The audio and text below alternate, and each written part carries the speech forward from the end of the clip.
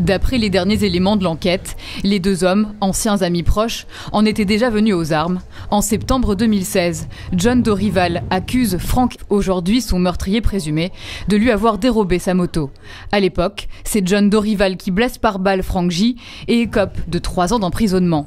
C'est donc, selon ses déclarations, par crainte de représailles que le meurtrier présumé était armé au moment des faits.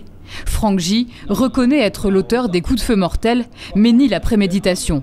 Une version qui ne correspond pas à celle des témoins présents lors du drame. Il y a eu 2 passages. Un premier passage où cet auteur est passé donc à proximité de ce groupe dans lequel se trouvait la future victime, et ensuite qu'il est revenu, qu'il s'est arrêté un peu plus loin. C'est lui-même qui se serait ensuite présenté en direction de ce groupe de personnes, et c'est lui-même qui aurait fait feu dans un premier temps en l'air, puis en direction de la victime. Cela dit, les éléments sont, du point de vue du parquet, suffisamment solides pour justifier que l'intéressé ait été déféré au parquet, ait été présenté à un magistrat instructeur qui l'a mis en examen du chef d'homicide volontaire avec préméditation.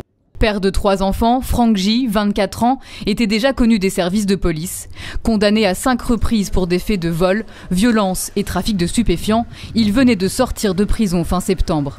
Si les juges reconnaissent la préméditation des faits, il pourrait être condamné à perpétuité.